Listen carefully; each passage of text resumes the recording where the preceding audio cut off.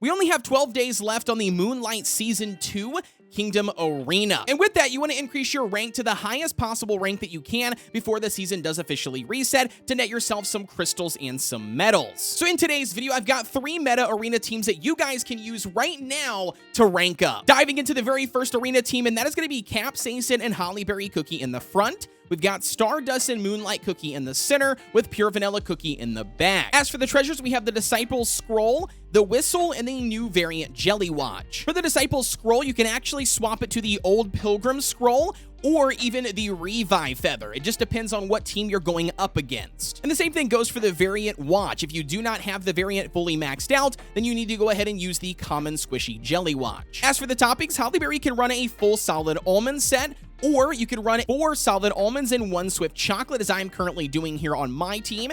This is going to be focusing in on at least achieving 11% for the overall cooldown, and then stacking up as much damage resistance as you possibly can to aid in their survivability. For the new Capsaicin, we're running a full solid almond build. Again, the main focus here is just stacking up as much damage resistance as we possibly can to aid in their survivability. For Stardust, we're running a full apple jelly set. Again, the main focus here is literally just stacking up as much damage resistance as you possibly can to aid in their survivability. Additionally, here you do want to make sure you have a large amount of crit percent via the substats as well, just to aid in making sure you can use the sleep mechanic on their skill. Moonlight Cookie, as always, is running a full swift chocolate build. Again, this is a balancing act between stacking as much damage resistance as you can to aid in them surviving, and then enough cooldown here to aid in them utilizing their skill. The 23% works perfectly. Pure Vanilla Cookie is going to be running a mixed set. We've got 3 searing raspberries and 2 solid almonds. Again, the main focus is stacking up enough damage resistance to aid in their survivability and enough attack percent to aid in them doing more healing. I would say that this team is the current standard meta team for pretty much anything beyond Masters 2 and above when it comes to the arena tiers. Almost every single player that at least has unlocked Capsaicin and Stardust alongside Moonlight is running this team. Now, diving into a second arena team that you can build, and that is going to be Hollyberry Cookie in the front.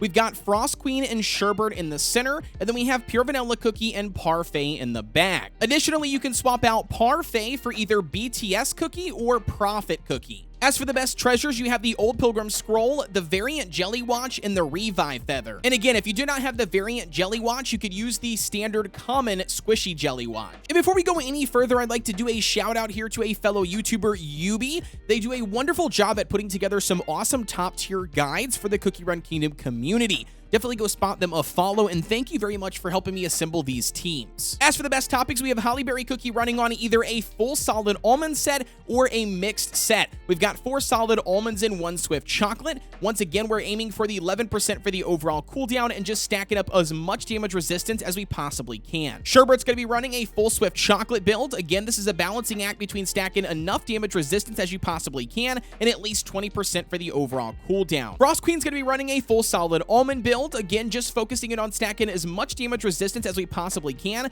to aid in their survivability. Obviously, additional crit percent, attack percent, and cooldown would obviously help her even more. For Pure Vanilla Cookie, you could run a full set of swift chocolates, or you could run a mixed set of 3 swift chocolates and 2 solid almonds. Again, the main focus here is stacking up a good amount of damage resistance to aid in his survivability, and then a good amount of cooldown so they can utilize their skill more often. And for Parfait, we're running a full swift chocolate build. It's a balancing act between stacking up as much damage resistance as you can to aid in their survivability, while still maintaining a good amount of cooldown to utilize their skill. If you're going to swap Parfait for BTS, then you run a full swift chocolate build, and all you focus on is just stacking up as much cooldown as you possibly can. Try to aim for anything above 24%. And as for Prophet Cookie, you want to run a full solid almond build. Focus on damage resistance and crit percent. You have to have at least a 10.9% for the crit in order for them to utilize Frost Queen's skill. If this is not exactly 10.9%, they will utilize a different skill, which then completely botches this team. And for the final team, we have the T-Night Scam Comp.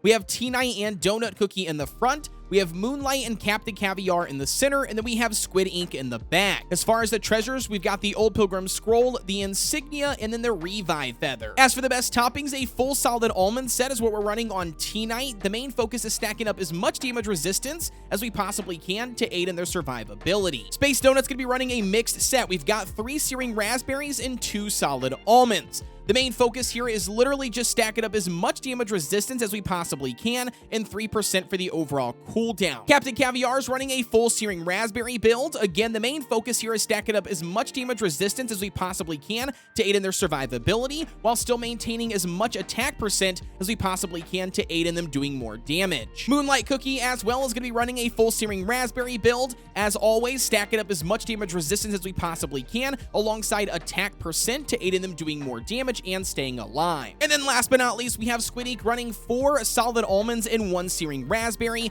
Again, the 4 Solid Almonds is designed to stack up as much damage resistance as we possibly can, and the extra attack percent will aid in them doing more damage. And there you go, guys. 3 meta team compositions that you guys can use right now for the remaining 12 days to grind out the arena and increase your overall rank. If you guys have any additional questions, as always, I invite you to join the Discord. You will always find that link provided down below in the description. Don't forget to like, comment, and subscribe here on the channel for everything Cookie Run Kingdom related. Good luck to all of you guys out there, and with that being said, as always, I'll see ya on the next one.